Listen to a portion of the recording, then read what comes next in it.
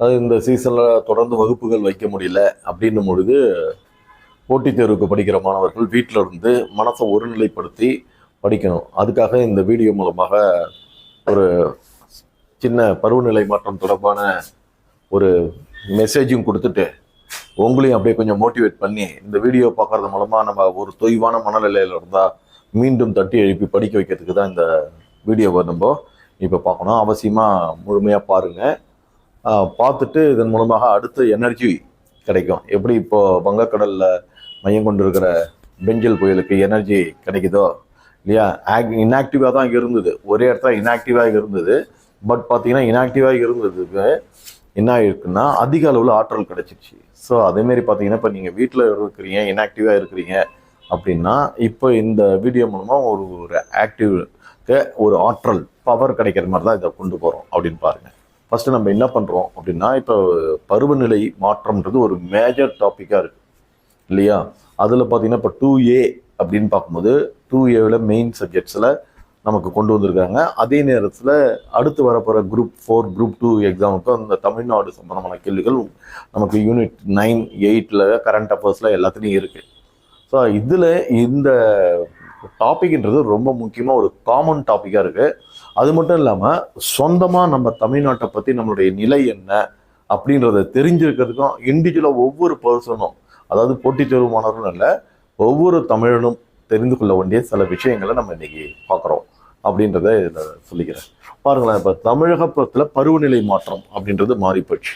பொதுவாக தமிழ்நாட்டில் பாருங்கள் எப்படி இருக்கும், உங்களுக்கு மார்ச் டு மே அப்படின்றது கோடை காலம் அப்படின்னு சொல்கிறோம். அதுக்கப்புறம் ஜூனில் ஆரம்பித்து அதுலேருந்து September, middle of the September வரைக்கும் தென்மேற்கு பருவக்காற்று காலம் அப்படின்றோம்.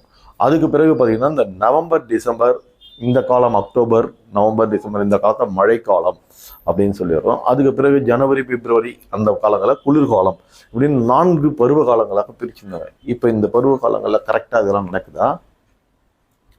எல்லாமே தலைகீழ மாறி போயிருக்கு. இதுக்கு பல காரணங்களை நம்ம சொல்கிறோம் இல்லையா. இதில் பெரும்பாலும் இந்த பருவநிலை மாற்றத்துக்கு காரணம் மனிதனுடைய செயல்பாடுகள் இல்லையா. அதில் குறிப்பாக அர்பனைசேஷன், நகர்மயமாக்குறது, இதெல்லாம் கேள்விகளாக வருது இல்லையா. தொழில்மயம் ஆகியிருக்குது, நிறைய இடத்துல சிப்காட் இண்டஸ்ட்ரீஸ் இந்த மாதிரி பண்ணுற தொழிற்சாலைகள் பெருக்கம், அது பார்க்குறோம். மக்கள் தொகை பெருக்கம், இப்படி பல்வேறு வகையான இதனால காலநிலை மாற்றங்கள் அப்படின்றது கிளைமேட் சேஞ்ச் ஃபுல்லாக மாறி இருக்கு. இந்த கிளைமேட் சேஞ்ச் என்ன பண்ணுதுங்க, நமக்கு மட்டும்தான் பாதிப்பை உருவாக்குதா அப்படின்னு பார்த்தீங்கன்னா, தாவரங்களுக்கு அழிந்து வரும் தாவரங்களாக மாறுது, பல்வேறு வகையான விலங்கினங்கள் அழியுது இல்லையா, பல்வேறு வகையான பறவைகள் அழியுது, பறவைகள் இடம்பெயருது, இப்படி பல்வேறு இது. அந்த ரெட் டேட்டா புக் அப்படின்னு சொல்றது இல்லையா, சிவப்பு பட்டியல் புத்தகம் அப்படின்றது அழிந்து வரும் இனங்களை பற்றி சொல்றது அப்படின்னு சொல்றாங்க. இப்போ தமிழ்நாட்டில் பார்த்தீங்கன்னா 3 இனங்களுக்கு திட்டங்களே போடுறாங்க அருகி வர்றதுல. அதில் பார்த்தீங்கன்னா கடற்பசு அப்படின்னு ஒன்று சொல்கிறோம் இல்லைங்களா. அடுத்தது தேவாங்கு அப்படின்னு ஒன்று சொல்கிறாங்க. அடுத்தது பார்த்தீங்கன்னா இந்த வல்ச்சர், பிணந்தின்னி கழுகுகள், இந்த 3 எங்கே போச்சுன்னு தெரியல அப்படின்னு சொல்கிறாங்க. இது மட்டும் இல்லை, நீலகிரி வரையாடு தமிழ்நாட்டினுடைய மாநில விலங்காக கருதப்படுகிற நீலகிரி வரையாடும் பயங்கரமாக அருகி வருது அப்படின்னு சொல்கிறாங்க. இது எல்லாமே இப்போ அழிவை நோக்கி செல்கிறது. இதுக்கெல்லாம் காரணம் என்ன அப்படின்னு பார்த்தீங்கன்னா மனிதனுடைய இதுதான், செயல்பாடுகள் தான் அப்படின்னு சொல்கிறோம். இப்போ அந்த டாப்பிக்கில் இப்போ எல்லாமே இதெல்லாம் நீங்கள் வாய்ஸாக கேட்கறதெல்லாம் கேள்விகளாக டிஎன்பிசியில் வர்றது தான் சரியா. அப்போ தமிழ்நாட்டில் பாருங்கள் 3 அருகி வரும் இனங்களுக்கு தனித்தனியாக திட்டங்களே வகுக்கிறாங்க அப்படின்றதையும் பார்க்கணும். சரிங்க, இப்போ இந்த போர்டில் என்ன சொல்கிறோம் பாருங்க, உலக அளவில் இப்போ இந்த COP 28 அப்படின்னு சொல்கிறோம் இல்லையா. இந்த COP 28ல் பார்த்தீங்கன்னா சவுதி அரேபியாலாம் நடந்ததுன்னு பார்க்குறோம். அதில் பார்த்தீங்கன்னா அந்த உலக அளவில் இந்த வெப்பநிலை உயர்றத 1.5 டிகிரி செல்சியஸ் தாண்டி போகாத அளவுக்கு பார்த்துக்கணும் அப்படின்றது ஒரு கருப்பொருளாக வச்சிருக்கிறாங்க. பொதுவாக என்ன சொல்றாங்கன்னா, இந்த 2 டிகிரி செல்சியஸ் 2 டிகிரி செல்சியஸ்க்கு மேலே போச்சுன்னா இந்த மனித இனங்களே இந்த பூமியில வாழ முடியாது. வெப்பநிலை உயர்ந்துச்சுன்னா இந்த மனித இனங்களே வாழ முடியாது. புவி வெப்பமடைதல், குளோபல் வார்மிங் பற்றி பேசுறோம். வாழ்வதற்கான சூழ்நிலையை மாறிடும், இருக்காது அப்படின்ற ஒரு அச்சுறுத்தல் இருக்கிறதா உலக நாடுகள் எல்லாம் சேர்ந்து இப்போ ஒரு கருத்துருவை வெளிப்படுத்தியிருக்கிறாங்க. அந்த மாநாட்டில் பல்வேறு வகையான முடிவுகள்லாம் எடுத்திருக்கிறாங்க இல்லையா. ரைட்டு, அது தனியாக ஒரு டாபிக் அப்புறம் கூட பார்க்கலாங்க. அதுக்கடுத்து பாருங்க, இப்போ தமிழ்நாட்டை பொறுத்த வரைக்கும் எப்படி அப்படின்னு பார்த்தீங்கன்னா, மழைப்பொழிவில் மிகப்பெரிய மாற்றங்களை இப்போ பார்க்கலாம். நம்ம இப்போ பார்த்தீங்கன்னா பெஞ்சல் புயல் அப்படின்றது மிகப்பெரிய அளவில் பாருங்க, இது வரைக்கும் கணிக்க முடியாத ஒரு புயலாக இது இருக்குது. அதனால அதுக்கு பல்வேறு காரணங்கள் சொல்றாங்க இல்லையா. அரபிக்கடல்ல ஒரு வார்ம் கரண்ட், வங்கக்கடல்ல ஒரு வார்ம் கரண்ட், ரெண்டு பக்கமும் ரெண்டு வார்ம் கரண்ட் இருக்குது. வெப்ப நீரோட்டங்கள், கடல் நீரோட்டங்கள், இந்த பக்கம் ஒரு வெப்ப நீரோட்டம், இந்த பக்கம் ஒரு வெப்ப நீரோட்டம்ன்றாங்க. மத்திய இந்திய பகுதியில் ஒரு பேரியர், அங்கேயும் ஒரு இது இருக்கு. இதனால அந்த புயல் எந்த பக்கம் மூவ் ஆகுன்றதை கணிக்க முடியலன்றாங்க. ஒரே இடத்துல நிலையா இருக்குதுன்றாங்க. இப்படி இதெல்லாம் ஒரு புதிய புதிய செய்திகளாக வருது. இந்த புதிய புதிய செய்திகளாக மாநில புயலா மாறும், இல்லை காற்று தாழ்வு மண்டலமாகவே இருக்கும் இல்லையா. வலுவிழுந்து கரையை கிடக்கும், திடீர்னு இப்போ வலு அதிகமாயிருச்சு இல்லையா, இது புயலாவே கரையை கிடக்க போகுது. இப்படி பல்வேறு வகையாக கிட்டத்தட்ட ஒரு வாரமா ரெட் அலர்ட், ஆரஞ்சு அலர்ட், அந்த அலர்ட், இந்த அலர்ட்னு போட்டு நம்மளை அலர்ட் பண்ணிகிட்டே இருக்கிறாங்க. ஆனால் மழை இது வரைக்கும் வரல, இது வரைக்கும் புயல் வீசலைன்னு நம்ம நினைக்கிறோம். இருந்தாலும் எல்லா மக்களும் ஒரு பீதியில் பயத்தில் இருக்கும் இல்லையா. இதுக்கெல்லாம் காரணமாக இருக்கிறது பார்த்தீங்கன்னா இந்த பருவநிலை மாற்றங்கள்ல வர்றது தான். இப்போ இந்த இதில் சில செய்திகளை நம்ம என்ன பண்ணுறோம், நம்ம போட்டித் தேர்வு விஷயமா பார்க்கும்போது தமிழகத்தில் வானிலை மாற்றங்கள் ஏற்பட்டிருக்கிறது உண்மைதான் அப்படின்றதுக்கு சில தரவுகளாக சொல்கிறாங்க. என்ன பாருங்க, மழை பொழிவில் மாற்றங்கள் ஏற்பட்டிருக்கு அப்படின்றாங்க. அது என்னன்றதை பார்ப்போம். அடுத்து பாருங்க, இங்கே ஒரு வானிலை மாற்றங்கள், மழை பொழிவுல மாற்றங்கள், அதே நேரத்தில் வெதர் வானிலையிலையும் சில மாற்றங்கள் அப்படின்னு வந்திருக்கு தமிழ்நாட்டில்ன்றாங்க. பாருங்க, கோயம்புத்தூர்ல சொல்றேன். கோயம்புத்தூர்ல பார்த்தீங்கன்னா இந்த சராசரி வெப்பநிலை அப்படின்னு சொல்றேன்னா மிக குறைந்த வெப்பநிலை இருக்கு இல்லைங்களா. அந்த கோவையில் வந்து குறைந்த வெப்பநிலை சராசரி வந்து குறைந்து கொண்டே வருகிறது அப்படின்றாங்க. வேலூர்ல அதிகபட்ச வெப்பநிலை இருக்கு இல்லையா, அது கூடிக்கொண்டே போகிறது அப்படின்றாங்க. இங்க பாருங்க, வேலூர்ல அதிகபட்ச வெப்பநிலை கூடிக்கொண்டே போகிறது. கோவையில பாத்தீங்கன்னா குறைந்தபட்ச வெப்பநிலைன்றது கூடிக்கொண்டே போகிறது. மதுரையில பாத்தீங்கன்னா இந்த குறைந்தபட்ச வெப்பநிலையும் அதிகபட்ச வெப்பநிலை ரெண்டுமே கூடிக்கொண்டு போகிறது. தமிழ்நாட்டினுடைய பருவநிலை மாற்றத்துக்காக சொல்லக்கூடிய 3 தரவுகள் சொல்லியிருக்காங்க. அதாவது வின்டர் சீசன்ல அந்த மாதிரி கோவையில வின்டர் சீசன்ல பாத்தீங்கன்னா வின்டர் சீசன் அதிகரிச்சுக்கிட்டே போகுது. வேலூர்ல பாத்தீங்கன்னா சம்மர் சீசன்ல வெப்பநிலையினுடைய இது வந்து அதிகரிச்சுக்கிட்டே போகுது. மதுரையை பொறுத்த வரைக்கும் பாத்தீங்கன்னா ரெண்டுமே அதிகரிச்சுக்கிட்டு போகுது அப்படின்ற ஒரு தரவுகளை கொடுக்குறாங்க. இதெல்லாம் நமக்கு போட்டித் தேர்வுல மல்டிபிள் ஆன்சர்ஸ்ல கேட்டாங்கன்னா இந்த கூற்றுகள்லாம் நம்ம சரிதான் அப்படின்னு சொல்லணும். இது ஒரு பக்கம் இருக்கு. பாருங்க, இந்த மழை பொழிவுல மாற்றங்கள் அப்படின்னு சொல்றோம். முதல்லலாம் பாத்தீங்கன்னா மழை பொழிவுல எப்படி இருக்கும் அப்படின்னு பாத்தீங்கன்னா அக்டோபர்ல, நவம்பர்ல, டிசம்பர்ல, தமிழக மாசத்துல சொன்னோம்னா பாத்தீங்கன்னா புரட்டாசி, ஐப்பசி, கார்த்திகை, இந்த 3 மாதங்கள்ல மும்மாரி பொழியிற மாதிரி மழை பொழிஞ்சுக்கிட்டே இருக்கும்னு சொல்லுவாங்க. அது விட்டு விட்டு தூறலாக இருக்கும். அந்த மாதிரி மழை பெய்யும் போது ஒரு சில நாட்கள் இல்லை, தொடர்ந்து இந்த 3 மாதங்கள்ல பெஞ்சுக்கிட்டே இருக்கும், சீரான மழையா இருக்கும். அப்போ பார்த்தீங்கன்னா அதனால என்ன பெனிஃபிட்னா பயிர்கள் எதுவும் சேதமடையாது ஃபர்ஸ்ட் பார்த்தீங்கன்னா. அடுத்தது என்னன்னா நிலத்தடி நீர் நல்லா அதிகமாகும். இப்போ பெய்கிற மழை அந்த மாதிரியே இருக்கு, இப்போ அப்படியே பெய்யுது. நம்ம பார்க்குறோம் டிவில நியூஸ்லாம் பார்க்குறீங்க. என்ன சொல்றாங்க, ஒரே நாள்ல ஒரு சில நாட்கள்ல அப்படியே பார்த்தீங்கன்னா 40 சென்டிமீட்டர், 30 சென்டிமீட்டர், 25 சென்டிமீட்டர் மழைன்றாங்க. அதனால உடனே ஒரு ரெட் அலர்ட், இந்த மாவட்டங்களுக்கு ரெட் அலர்ட் கொடுக்குறாங்க அப்படின்னு சொல்றாங்க. அப்போ ஒரே நாள்ல மழை கொட்டி தீக்குது. அப்போ மழைப்பொழிவுல சில மாற்றங்கள் ஏற்பட்டு விட்டுச்சு. பார்த்தீங்கன்னா இந்த காவிரி நீர்ப்படுகை பகுதியில பெய்கிற மழை தாமிரபரணி பகுதியில பெய்யறது இல்லை அப்படின்ற இதெல்லாம் வருது. அது மட்டும் இல்லை, முதல்ல பாருங்க, தென்மேற்கு பருவக்காற்றாலையும் மழை பெய்யும், வடகிழக்கு பருவக்காற்றாலையும் தமிழ்நாடுக்கும் மழை கிடைக்கும். இதில் நமக்கே தெரியும், தமிழ்நாட்டில் வடகிழக்கு பருவமழையால் தான் அதிக மழை பெறும் அப்படின்றது ஏற்கனவே தெரிஞ்சது. போட்டித் தேர்வு மாணவர்கள் கண்டிப்பாக தெரிஞ்சிருக்கும்.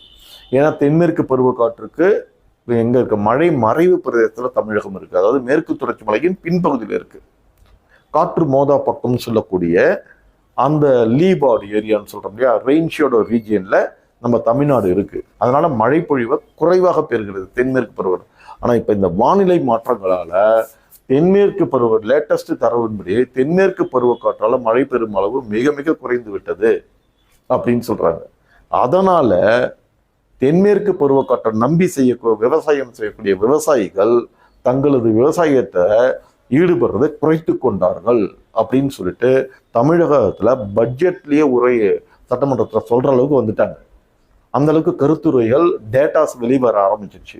தென்மேற்கு பருவக்காற்றை நம்பி இப்போ செய்ய முடியல விவசாயம் அப்படின்றாங்க. சரிங்க, சரி, வடகிழக்கு பருவக்காற்றுல அப்ப பாருங்க, தென்மேற்கு பருவக்காற்றுடைய மழை அளவு தமிழகத்துல குறையுது, பலன் பெறுறது. வடகிழக்கு பருவக்காற்றால மழை கொஞ்சம் அதிகமாகி அதை தான் இப்போ இது பண்றாங்க. இந்த வடகிழக்கு பருவக்காற்று மழையும் எப்படின்னா ஒன்று சைக்ளோனிக் ரெயினா இருக்கு, அல்லது இந்த மாதிரி ரெட் அலர்ட் கொடுக்குற ஹெவி ரெயினா இருக்கு. இந்த ஹெவி ரெயினால என்ன நடக்குதுன்னா ஒரே நாள்ல கொட்டி தீர்க்கும் போது வெள்ளப்பெருக்கு ஃப்ளட்டு தான் ஏற்படுது, பயிர்கள் நாசமாகுது. அதுவும் பருவம் தப்பிய மழைகளா இருக்கு. அந்த பருவத்தை பெய்ய வேண்டியது பருவத்தை இந்த 2024 இந்த வருஷம் பாருங்க, கத்திரி வெயில் மே மாசத்துல கத்திரி வெயில் டைம்ல மழை பெய்யுது. அப்போ விவசாயத்தை எதை நம்பி விவசாயம் பண்றது? விவசாயிகள் எல்லாம் விவசாயத்தை விட்டு எங்கே ஓடுற அளவுக்கு இன்னைக்கு பருவநிலை மாற்றங்கள் வந்திருக்கு. இப்போ லேட்டஸ்டா நம்ம என்ன சொல்றோங்க பாருங்க, ஜிடிபி ரேட், தமிழ்நாட்டினுடைய ஜிடிபி ரேட், உள்நாட்டு மொத்த உற்பத்தியில விவசாயத்தின் பங்கு வெகுவாக குறைஞ்சி போச்சுங்க. இப்போ லேட்டஸ்ட் தரவுல 2021 பார்த்தீங்கன்னா வெறும் 13%, 13% to 15% தான் ஜிடிபி தமிழ்நாட்டுக்கு வேளாண்மையால கிடையாது. ஒரு டைம்ல 36%, 40%, 30% இருந்த விவசாயத்தின் பங்கு, தமிழகத்தினுடைய வருமானத்தினுடைய விவசாயத்தினுடைய பங்கு இன்னைக்கு 3 மடங்கு குறைஞ்சி போய் 13%, 14%. விவசாயமே செய்ய முடியல, செய்யறது இல்லை யாரும். அதுக்கு மெயின் ரீசன் பார்த்தீங்கன்னா இந்த மாதிரி பருவநிலை மாற்றங்கள், மழை பொழிவுல ஏற்பட்ட மாற்றங்கள் ஒரு காரணமாக இருக்கு. இதெல்லாம் நீங்க தெரிஞ்சுக்கங்க. 2Aல மல்டிபிள் சாய்ஸா கேட்பாங்க. அதே நேரத்தில் இப்போ லாஸ்ட் குரூப் 4 குரூப் 2ல பார்த்தீங்க எப்படி இருக்கு கொஸ்டின் பேப்பர், ப்ரிலிம்ஸ்லாம் பார்த்தீங்கன்னா எப்படி குரூப் 2 ப்ரிலிம்ஸுக்கெல்லாம் பல்வேறு விதமான கேள்விகள், நம்ம அன்எக்ஸ்பெக்டடா வரக்கூடிய கேள்விகள். இனிமே மாணவர்கள் வெறும் புத்தகத்தை மட்டும் பார்க்க முடியாது, பல்வேறு செய்திகளை இது போல தெரிந்து கொள்ள வேண்டும். இப்ப நம்ம தமிழ்நாட்டில் வசிக்கிறோம், நம்மளுடைய விலைவாசி எப்படி ஏறுது, வேளாண் பொருட்கள் எப்படி ஏறுது, காய்கறி விலை எப்படி ஏறுது, நாம எப்படி வசிக்க போறோம், நம்முடைய வாழ்வாதாரத்தை நம்ம எப்படி உயர்த்திக்கிறது, இப்படிப்பட்ட கேள்விகள் உங்களுக்கு முன்னாடி இருக்கு. அதனால பொறுப்போட படிச்சு பொறுப்போட நம்ம ஒரு நல்ல வேலைக்கு போறதுக்கும் இந்த தரவுகள் எல்லாம் நம்ம மனசுக்குள்ள போறது ரொம்ப நல்லது. ஸோ இந்த மழைப்பொழிவு மாற்றங்களை பாருங்க. இந்த மாதிரி வர்றதுனால வெள்ளம், புயல் இதெல்லாம் வந்ததுங்களா, அதனால மாற்றங்கள் வந்ததுன்னா விவசாயம் செய்ய முடியலையா, ஜிடிபி ரேட்டும் குறைஞ்சி போச்சா, மக்கள் வாழ்வாதாரத்தை இப்போ இதனால இழந்துட்டாங்கன்னு சொல்றோம். ஸோ நிலத்தடி நீரும் குறைஞ்சி போச்சு, நிலத்தடி நீர் அதிகமாக இல்லை. மழைப்பொழிவுல மாற்றங்கள் வரும்போது அவன் விவசாயத்தை என்ன பண்றான், ஆழ்குழாய் கிணறுகளை போட்டு தான் எடுக்க வேண்டியது இருக்கு. அப்படி ஆழ்குழாய் கிணறுகளை போட்டு எடுக்கும்போது என்னது, நிலத்தடி நீர் இன்னும் குறையுது. அது மட்டும் இல்லை, வாட்டரை இப்போ விற்கிற அளவுக்கு ஆயிப்போச்சு இல்லையா. தண்ணீர் விற்கிறோன்ற பேர்ல அந்த பக்கம் ஒரு பக்கம் தண்ணீர் எடுத்துக்கிறோம். ஒரு காலத்துல இன்னும் போக பார்த்தீங்கன்னா நமக்கு நிலத்தடி நீரே இல்லாம தமிழ்நாடு தண்ணீர் பஞ்சமும் ஏற்படுற நிலைமைக்கு போனாலும் போகலாம். ஸோ இப்படிப்பட்ட பல்வேறு இது இருக்குது. இந்த பருவநிலை மாற்றங்களால இது போன்ற செய்திகளோட நம்ம நிற்காம இன்னும் நம்ம ஆழ்ந்து பார்த்தோம்னா, நம்ம ஒரு என்வரான்மெண்டலிஸ்டா இருந்தா, சுற்றுப்புற சூழல் ஆர்வலராக இருந்தா, நம்மளை நோக்கி இருக்கக்கூடிய த்ரெட்ஸ், அச்சுறுத்தல்கள் அப்படின்னு பார்த்தீங்கன்னா என்ன அப்படின்னு பார்த்தீங்கன்னா பயோடைவர்சிட்டின்னு சொல்றோம் இல்லையா, உயிரின பல்வகைத்தன்மை. அந்த உயிரின பல்வகைத்தன்மையும் பாதிக்குது பருவநிலை மாற்றங்களால. எப்படின்றீங்கன்னா தாவரங்கள் அருகி வந்து கொண்டே இருக்குது, நிறைய தாவரங்கள் இல்லை, இன்னைக்கு ஏற்கனவே இருந்த தாவரங்கள் இல்லை அப்படின்றோம். பறவைகள், பல்வேறு பறவை நீங்களே பார்க்குறீங்க, அன்னைக்கு பார்த்த மைனா இன்னைக்கு இல்லை, சிட்டுக்குருவிகள் இல்லை, பச்சை கிளிகள் இல்லை இல்லையா. இப்பதான் சொன்ன பிணந்தின்னி கழுகுகள், வல்ச்சர்ன்றது பெருமளவு அழிஞ்சு போச்சுன்றோம். இப்படி பல்வேறு பறவை இனங்கள் அழிந்து விட்டது. இன்றைக்கு பறவை இனங்களும் இல்லை, பயோடைவர்சிட்டியில பெரிய இம்பேலன்ஸ் வந்துடுச்சு, அதுவும் இல்லை. புலிகள் இனம் அழிந்து விட்டது, சிறுத்தைகள் இனம் இழந்து வச்சது இல்லையா. இப்படி பார்க்குறோம். அப்போ நைஜீரியாவிலேருந்து கொண்டாந்து இறக்குமதி பண்ணி நமீபியாவிலேருந்து புலிகளை வர வைக்கிறாங்க, சிறுத்தை புலிகளை வர வைக்கிறாங்க. நமீபியாவிலேருந்து வருது அப்படின்றீங்க.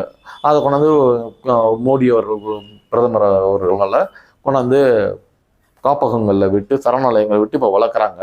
அப்படிப்பட்ட திட்டங்கள்லாம் பார்க்குறீங்க, சிறுத்தை புலிகள் திட்டத்தை பார்க்குறீங்க இல்லையா. அதே போல் பார்த்தீங்கன்னா பறவைகள் மட்டுமானது, விலங்குகள் பல்வேறு வகையான இப்போ சொன்னோம் இல்லையா, அந்த மாதிரி விலங்குகளும் அழிந்து விட்டது. மனிதனுடைய இதுலேயும் அழிது.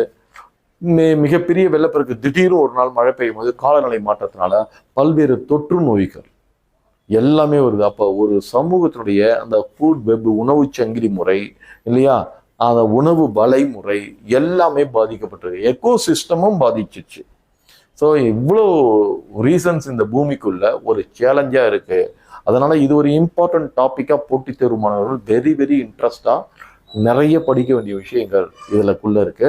இதுல சுற்றுப்புற சூழல் இருக்குது, என்வரான்மெண்ட் இருக்குது, பயோடைவர்சிட்டி இருக்குது, ஜியாகிரபி இருக்குது, அக்ரிகல்ச்சர் இருக்குது, எக்கனாமிக்ஸ் இருக்கு, இப்படி பல்வேறு டாபிக் இதுக்குள்ள இருக்கு. ஸோ ஒரு இம்பார்ட்டன்ட் டாப்பிக்கை வெரி இன்ட்ரெஸ்டாக செல்ஃபாக நிறைய படிங்க. இந்த மழை நாட்களை வீட்டு நேரத்தில் இருந்துட்டு உபயோகமாக பயன்படுத்துங்க. அதுக்காக தான் இந்த வீடியோ மூலமாக இந்த தரவுகளை இங்கே சொல்கிறோம்.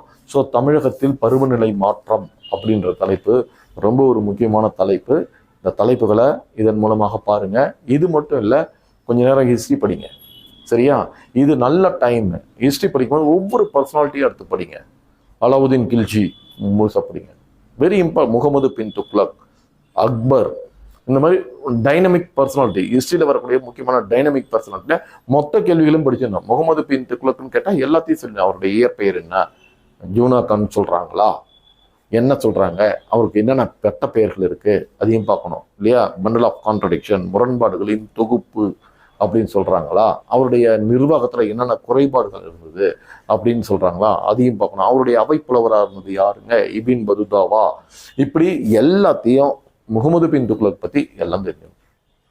அதே மாதிரி அலாவுதீன் கில்ஜி அவர் கொண்டு வந்த சீர்திருத்தங்கள் என்ன, அவர் எங்கெங்கெல்லாம் படையெடுத்தாரு இல்லையா, அவர் என்னென்னலாம் செஞ்சிருக்காரு, குதிரைகளுக்கு டேக் என்ற முறையை கொண்டு வந்திருக்காரு அப்படின்னு பார்க்குறோம். மார்க்கெட் கண்ட்ரோல் பார்க்குறீங்க, இராணுவ அதிகாரிகளுக்கான பார்க்குறீங்க, விளத்தின் அடிப்படையில் வரி வசூலிச்சாருன்னு பார்க்குறோம். இப்படி பல்வேறு சீர்திருத்தங்களையும் அலாவுதீன் கில்ஜி செஞ்சிருக்கிறாரு பார்க்குறோம். அவருடைய என்ன சொல்ற இன்வேஷன்ஸ், படையெடுப்புகள் முக்கியமாக திரும்ப திரும்ப கேட்குறோம்.